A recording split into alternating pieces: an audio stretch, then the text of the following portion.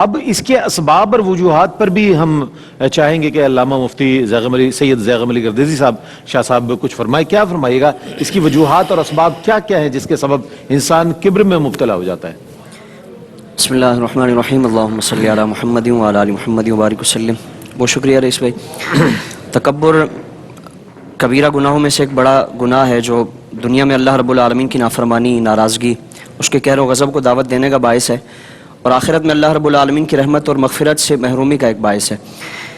علماء نے اور صوفیاء کرام نے اس کے اسباب اور وجوہات جو بیان فرمائے، تقریباً 8 یا 9 اس کے اسباب بیان فرمائے جاتے ہیں. ان میں سے جو انتہائی مہلک جو اس کا سبب ہے اور بنیادی جو سبب ہے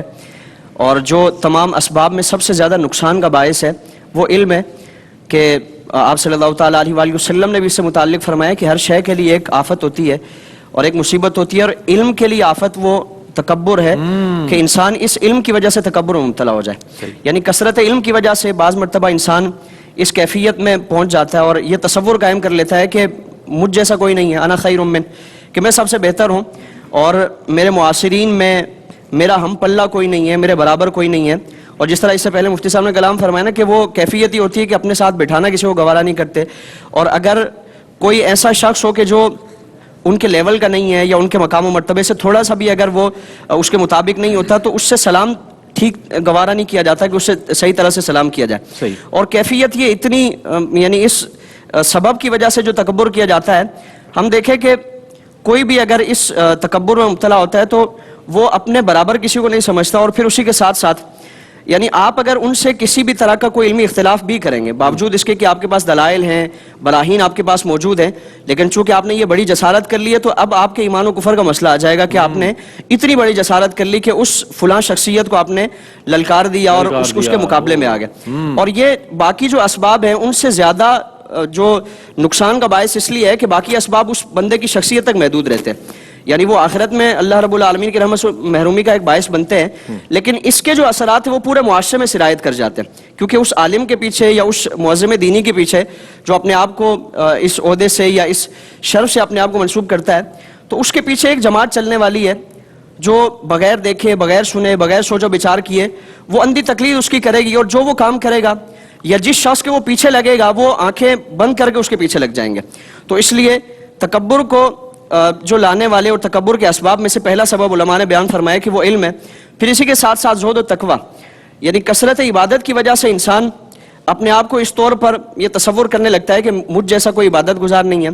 اور وہ اپنی عبادات کو اپنے منہ میاں مٹھو بننے کی کوشش کرتا ہے کہ کہیں مجلس میں بیٹھا ہوا ہے تو وہ ان چیزوں کا پرچار کرنا شروع کر دے گا، میں تو اتنا عبادت گزار ہوں، میں نے اتنے حج کیے ہیں، میں نے اتنے عمرے کیے ہیں، اور یعنی وہ جو عاجزی انکساری کا ایک وہ کیفیت اپنائی جاتی ہے، وہ بھی ایک تسنع کے طور پر، اور اس کے پس پردہ کیا ہوتا ہے کہ وہ تکبر، اپنی بڑائی کو ظاہر کرنا، دوسروں کو اپنے سامنے نیچا دکھانا. بالکل. ایک بزرگ کے بارے میں ہے نا کہ وہ اپنے بیٹے کے ساتھ کسی سفر میں تھے، ایک جگہ پڑاؤ ہوا اور سارے جو قافلے کے لوگ تھے وہ سو گئے. انہوں نے اپنے بیٹے کو تہجد کے لیے اٹھایا، تہجد کی نماز پڑھی. اب بیٹے نے اپنے والد گرامی سے کہا کہ حضرت ہم اللہ رب العالمین کی عبادت کر رہے ہیں اور دیکھیں یہ سارے سو رہے ہیں، اور ہم نے اپنی نیند کو قربان کر کے، اپنی نیند کو چھوڑ کے اللہ کی عبادت کے لیے ہم اٹھے. تو آپ نے فرمایا کہ اس سے بہتر تھا تم سوئے رہتے، یعنی تم اگر سوئے رہتے تو ایک یہی ہوتا زیادہ سے زیادہ کہ نفلی عبادت تم نہ کر پاتے، لیکن اٹھ کر تم نے عبادت کی، اور عبادت کے ذریعے جو ایک تکبر کا معاملہ ہے اور دوسروں کو اپنے سامنے حقیر سمجھنے کا جو معاملہ ہے وہ تم نے اپنایا، جو اللہ رب العالمین کی بارگاہ میں انتہائی جسارت ہے اور انتہائی ناپسندیدہ ہے. پھر اسی کے ساتھ حسب و نسب کا جو معاملہ ہے کہ انسان حسب و نسب کی وجہ سے خاندانی تفاخر میں آ جائے. قرآن کریم میں جو مختلف قبائل اور مختلف جو اس طرح کے شاخوں میں تقسیم فرمایا کہ اس کا ایک سبب بیان فرمایا کہ لتعارفوا وجعلناکم شعوبا وقبائل لتعارفوا، لتفاخروا نہیں فرمایا کہ آپس میں ایک دوسرے پر فخر کرنا ہے. اور حسب و نسب کی وجہ سے آپ صلی اللہ تعالیٰ علیہ وآلہ وسلم نے آخری خطبے میں واضح طور پر ان سارے تفاخرات کو اور جو ایک دوسرے پر امتیاز بڑھتا جاتا تھا ان ساری چیزوں سے متعلق فرمایا کہ میں آج ان سارے تفاخرات کو اپنے پاؤں تلے رونتا ہوں. کسی عربی کو کسی اجمی پر کوئی فضیلت حاصل نہیں، کسی گورے کو کسی کالے پر کوئی فضیلت حاصل نہیں ہے. فضیلت اسی کی ہے ان اکرمکم عند اللہ اتقاکم، کہ اللہ رب العالمین کی بارگاہ میں معزز وہ ہے، مکرم وہ ہے، شرف اور بزرگی والا وہ ہے جو اللہ رب العالمین کا سب سے زیادہ خوف اور خشیت رکھنے والا ہے. سبحان اللہ، کیا اچھی بات آپ نے کہی.